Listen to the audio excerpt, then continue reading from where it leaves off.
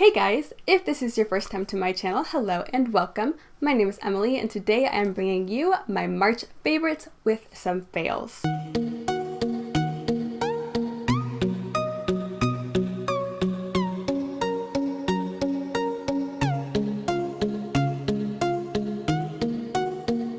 So this is my very first favorites video and I definitely plan on bringing more of these. I haven't been on YouTube very long. This is only my second month, so this is my first favorites video to the channel and I'm very excited to be bringing you guys this because I'm always trying out new stuff and I always have certain things that I like more than others and I'm excited to just put together a compilation of them. So let's go ahead and get into what I have been using in the month of March. So my first favorite for the month of March is actually this brightening powder from the Kat Von D Contour Powder Kit. This is the shade Lucid and it is described as a light nudish pink shade. This is a shade that I have been using to bake the sides of my nose and down the center of my nose, and it has been changing the way that my makeup looks for the better, and I'm so excited that I have found this guy because I was searching for something like this for a very long time. I don't use this under my eyes, I just use a translucent powder under my eyes. That's how I've always done it. I find that this can look a little bit cakey and a little bit crepey. I am a big nose girl, as you can tell. I have an Armenian nose, I'm an Armenian girl, so I can use all the help I can get when it comes to making my nose look slimmer and more snatched and less in your face. And I have gone through my fair share of trials and errors when it comes to nose contour. Every beauty guru on YouTube says to highlight down the bridge of your nose and put that little dot on the center of your nose with highlighter and make it super shiny to the gods or whatever. That made my nose look so much bigger than it already was, and I thought I was just doomed. I mean, if I can't do these techniques that the beauty gurus are doing that's making their noses look smaller but my nose look way bigger, then I'm basically screwed, right? Well, no. This guy gives me exactly what I need. It gives me a matte highlight down the center of my nose and down the sides of my nose, and it really helps to make my nose look kind of brighter, but not in your face. It makes my contour stand out more, and in turn it makes my nose look a little bit slimmer. So I am very thankful that I have found this baby Lucid by Kat Von D because it has been a lifesaver in my makeup routine over the past month or so. Please excuse my missing nail. He went missing last night. He got up and walked away in the middle of the night when I was sleeping, and he has not returned home yet, so a little worried about him, but I'm gonna get him fixed later, so let's just pretend he's not there. I'm sorry if it's ugly and it freaks you out. It freaks me out too. Hopefully he comes home soon. So next up on the list here is Sydney Grace Cosmetics Pumpkin Spice Latte with Extra Whip Highlighter. I know, that is one heck of a name. And if it sounds familiar, it might be because I have done a Mad Science makeup on this guy. I definitely duped it out with an existing shadow by Sydney Grace called Pumpkin Spice Latte. It's a little bit deeper in tone than this one and it's a lot less shimmery. I did my own DIY highlight with this. Well, I ended up buying it. I know, the whole point of Mad Science makeup is to make something in your collection. This way you don't actually go out and buy the product. But look how beautiful it is, okay? And it was only $12. And you get a buttload of product in here. I don't know if you guys can see that, but the pan is super thick and you get a lot of product. Now, that's no reason to justify buying something that you don't need just because you get a lot of product for a good price, but I truly do really like this color. It's very similar to the one that I made in Mad Science makeup, and if you haven't seen that, I will link it in one of the corners. It's very similar, but this one just has a very special undertone that I wasn't really able to achieve with my Mad Science makeup. It has almost an orangey, coppery base to it, but it's very icy at the same time. It's definitely a pale highlighter, but the undertone of it is something that I haven't seen in any other highlighter before. This is very unique to my collection. It's very unique in general to the market. And I'm really happy that I have it. It was only $12, and it makes me want to try more other highlights, even though I don't need to be buying any highlighters right now, but maybe in the future I will try some more because this is really good quality for a very inexpensive price. And you get so much product in here, like, I'm never gonna run out of this. It's so beautiful. So I'm very happy that I have this in my collection, and I'm happy I did the Mad Science makeup on it too because I did get close, but this guy is just very special. Next up on the list is definitely something that I'm sure you guys have seen before on my channel. It is the Venus XL palette. This has been my most used palette as of probably 2018. I've been using it almost every single day. Of course, the day I film my favorites video, I do not use it. But I have been using the shade Flora in Passion almost every single day. Almost every time you see me with a corally, smoky eye situation, I am typically wearing Flora. It is the most unique looking, perfect, hot coral shade. It's like a pinky coral. It's not so much of an orangey coral. It definitely has that pink undertone to it, and that makes it really, really neon and really bright when I put it in my crease, and these blend themselves. The formula is incredible. I do have a review on this, so you can go ahead and watch that if you haven't, if you're curious on how I feel about this. But I wasn't super stoked with the rest of the palette, but these two shades, Flora and Passion, really stood out to me, and I have just been going for those two this entire month. I am literally obsessed with Flora, and that will lead me right into my next favorite, which is Slim Fit by Colourpop. This is a very, very close dupe to Flora from the Venus XL palette, so if you have been eyeballing it for that specific shade, here you go, right here. Colourpop Slim Fit. This is a pressed pigment. It is super, super vibrant. It's definitely a little bit more of a hot pinky coral, which is what Flora is in the Venus XL palette. And it blends really nicely. It doesn't blend as well as the Venus XL palette. I think that their formula is just spot on. Colourpop's is good, but it's not amazing. But this was $4. So if you've been looking at it, I definitely suggest this guy. I have been reaching into this when I'm too lazy to get the palette out, or I just want to switch something up. I've been trying this guy out, and I really, really do enjoy it. I think the color is just absolutely gorgeous.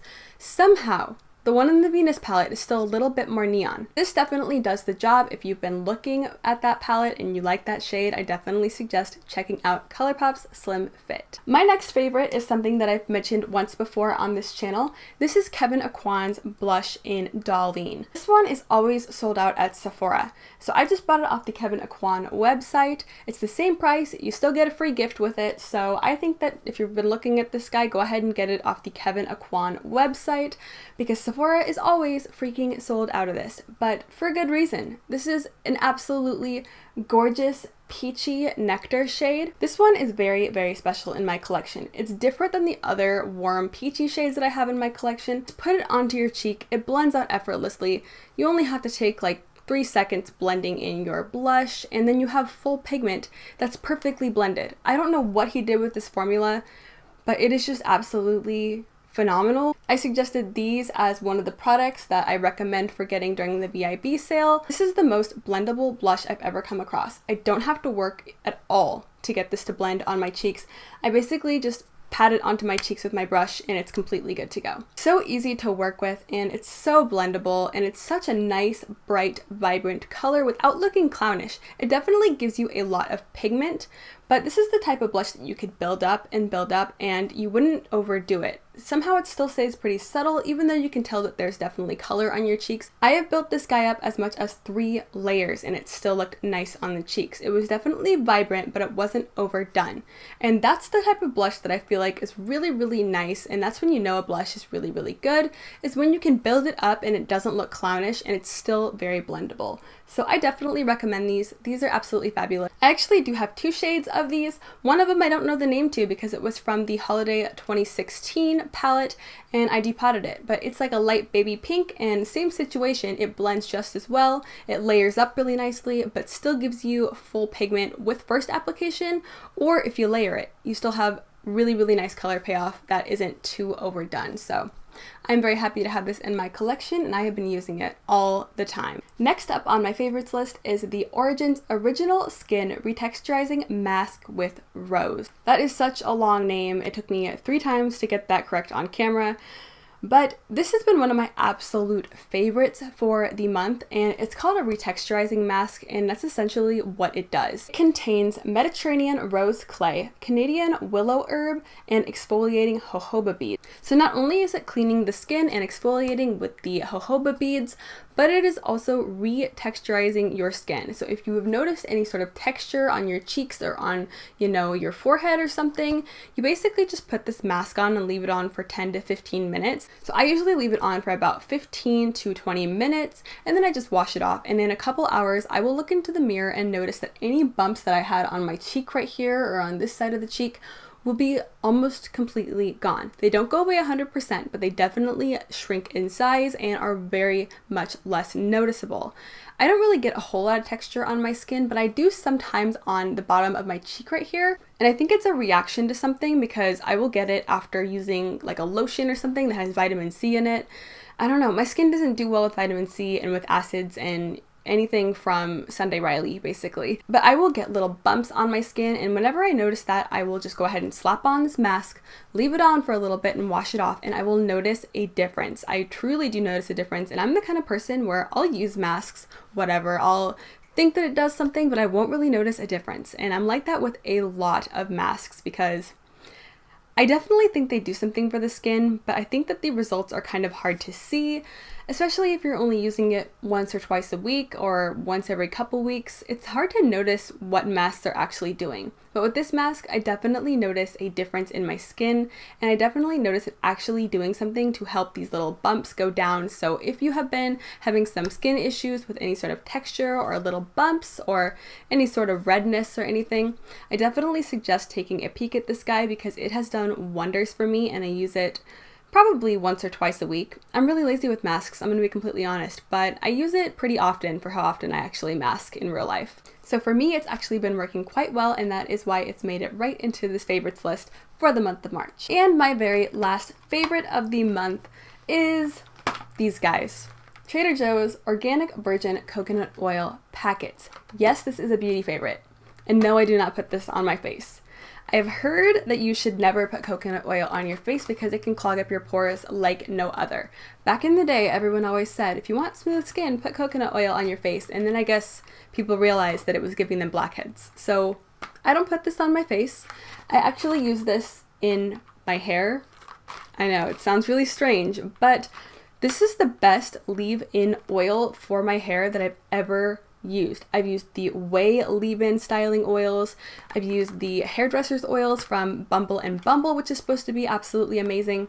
I have used every type of hair oil there is. My friend is a hairstylist and she used to give me a lot of samples of hair oils and whatnot, and they always did okay. They kind of coated the ends of my hair where I have some scragglies and some split ends. And, you know, it kind of worked, but nothing really nourished my hair and made my hair feel soft when I had nothing in it. Until I discovered these guys, and this whole box costs a whopping $3.99 at Trader Joe's. You can get the full jar of the coconut oil, which I think is $2.99, so it's $1 cheaper. But the problem with that is that you have to scoop it out every single time, and it gets pretty difficult and gets kind of messy. But these guys are really, really nice because you get them in these little tiny packets, and they come portioned out, and they always come in this physical coconut oil form. When it's cold, the coconut oil will kind of freeze back up and take a solid form, and when it's hot outside, it will melt, and this will be just a bag of liquid. So what I basically do is I keep them in a not cold area, but somewhere that I know is not in direct sunlight or somewhere that's a little bit colder. And I like to bring them out like this when they're still in their physical form. Then I literally take my fingers and just massage the coconut oil and break everything up. And it becomes a smooth, like, paste, if you will. And this is completely broken up here. And then I just cut a little tiny corner out of here so I don't get too much oil when I actually put it in my hair. And I just squeeze it onto my hand and run it through my ends. It works absolutely incredibly for moisturizing your hair. Now I will say, do not use this if you are going to be heat styling. Go ahead and put this in your hair when you get out of the shower when it's still wet. Go ahead and kind of towel dry your hair and then pop this through the ends and then sleep on it. Let it sit in your hair overnight, and most of the oil will actually kind of go away onto your pillow or onto your sheets. And then in the morning, go ahead and heat style it after spraying some heat protectant, of course. You always want to protect your hair. And most of the actual oil that was on top of your hair will just be gone by then, and it will have soaked into your actual strands and into your hair, and you will have extremely soft, smooth hair. Now, keep in mind, I have very, very thick, coarse, curly, crazy hair, so this works really well for me, and I'm sure this would work well for a lot of people who have thicker hair. I definitely don't suggest this for anyone with oily hair. You don't want to be putting oil onto already existing oily hair.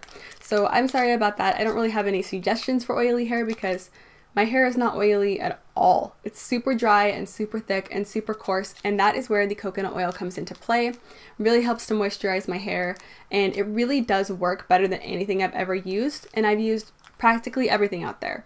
So I definitely suggest taking a look at these if you have thick, coarse, crazy hair like mine. These will be very helpful in your hair routine. So my last favorite actually has nothing to do with makeup, but I did discover this in late February, early March, and I have been obsessed ever since.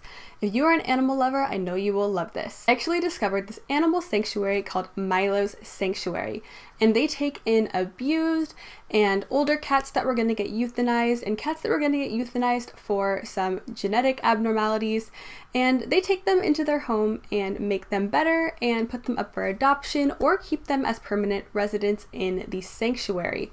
They do absolutely amazing things for cats, and I'm just really, really happy that they do this type of work. No, this is not even in the slightest way sponsored.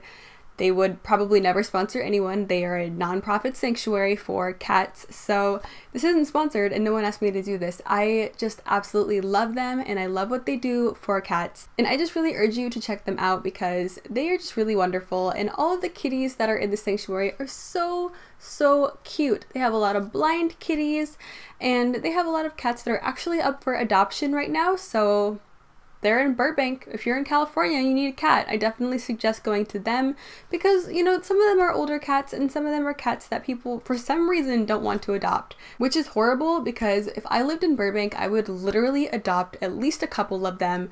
I would probably want all of them, to be honest. They are so cute and so sweet, and Milos takes really, really good care of them. They're always getting new cats in and they're always helping to rehabilitate cats. And they just do absolutely wonderful things for these sweet little kitties. So if you're an animal lover and you love kitties, I definitely suggest you check out Milos Sanctuary. I will leave a link down below where you can find their website, and they also have an Instagram page, which is where I follow them, which is just Milos Sanctuary on Instagram. So definitely check them out.